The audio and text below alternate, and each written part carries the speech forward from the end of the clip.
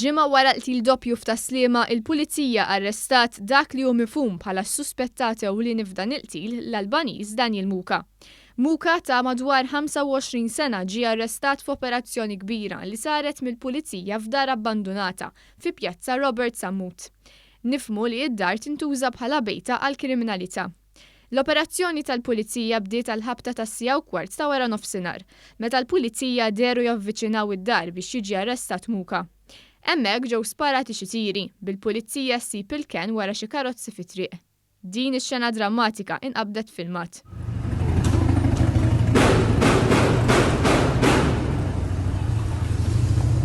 Ftit wara li l-Pulizija ħadet kontroll tas-sitwazzjoni, Daniel Muka der ħireġ immanettjat b'żaqqu barra mid-dar.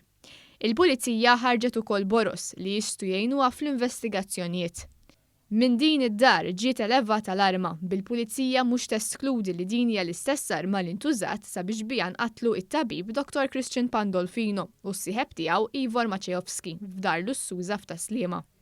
Fid-dar kien hemm ukoll persuni oħra li huma Maltin u ġew arrestati wkoll. Minkejja li dawn il-Maltin huma magħrufa mal-Pulizija, jirriżulta li m'għandhomx jaqsmu mal-każ. B'hekk nifhmu li dawn il-Maltin seta' kienu qed jagħtu kien lil Muka jew allegatament kienu involuti fi kriminalità oħra fosthom brabta ma' droga. Għall-Pulizija Daniel Muka huwa meqjus bħala persuna perikoluża ħafna. Fil-fatt il-Pulizija ħadet il-prekawzjonijiet meħtieġa sabiex daħlet fid-dar. Allegatament nhar it-tlieta 18 ta' Awwissu Muka ma wettaqx waħdu id-delitt, iżda huwa mifhum li kien hemm persuni oħra involuti. Madankollu nifhmu li l-Pulizija arrestati s-suspettat ewlieni fil-każ tal-qtil tal-koppja. Ġie rrappurtat ukoll li l-karozza SUV ta' kulur abjad instabet f'parkeġġ tal-Isptar San Luqa. F'din il-karozza li ħarbu biha s-suspettati instab tagħmir sofistikat li jfixkel il-frekwenzi tal-mowbajl tar-radju u l-kameras tas-sigurtà. Il-Pulizija eżaminat sensiela ta' filmati elevati minn kameras tas-sigurtà li jinsabu f'partijiet differenti fil-pajjiż u rnexxielhom jistabbilixxu l-vjaġġ tal-karozza l-bajda wara li seħħ il-qtil. Jirriżulta li 3 suspettati damu biss 4 minuti fid-dar u jista' jkun li persuna oħra kienet tistennihom fil-karozza wara li mill-filmat elevati ħadd mit-3 suspettati ma der jirkeb fil-karozza min-naħa tal-bieba tax-xufier. Il-ġimgħa l-oħra One News irrapporta li l-allegat eżekuturi fil-qtil jista' jkun huma barranin. Il-Pulizija kellha qassa stretta dwar min kien ħireġ mill-pajjiż mill-ajruport u l-portijiet Maltin. Fil-fatt, il-Pulizija kkoordinat mal-awtoritajiet tal-portijiet sabiex jiġi żgurat li s-suspettati ma jħarbux mill-pajjiż bil-baħar. Daniel Muka u ħuh Bektax Muka huma magħrufa sew mal-Pulizija.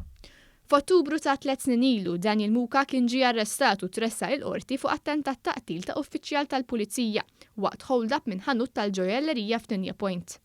It-tabib Dr. Christian Pandolfino u s-sieħeb tiegħu Ivor Maciejowski instabu mejta f'darhom wara tiri sparati. Pandolfino instab mejjed fl-intrata fil-waqt li Maciejowski instab mejjed fis-sular ta' fuq tad-dar. Xi ġojellerija li kellu Dr. Pandolfino ma nstabitx fid-dar. Intant, permezz ta' Twitter il-Prim Ministru Robert Abela faħħar il-ħidma mill-aktar sfiqa tal-Korp tal-Pulizija.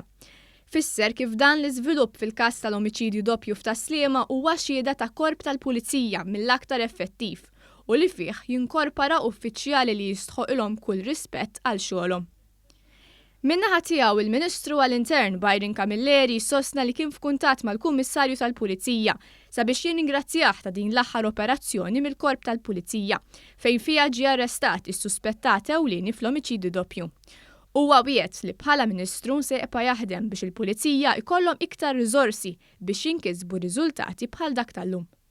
Anki l-Partit Laburista rrikonoxxa l-ħidma professjonali tal-membri tal-Korp tal-Pulizija li ta' kuljum juru impennu dedikazzjoni mill-akbar biex iħarsu lis-soċjetà u l-pajjiż jasal għall-ġustizzja meta jseħħu delitti serji. Il-Partit Laburista nnota l-impenn tal-Gvern li jkompli jinvesti fil-Korp tal-Pulizija filwaqt li jara li l-istess korp isaħħaħ l-istrutturi tiegħu kif saħansitra ġara bil-metodu ġdid biex jinħatar il-Kummissarju tal-Pulizija.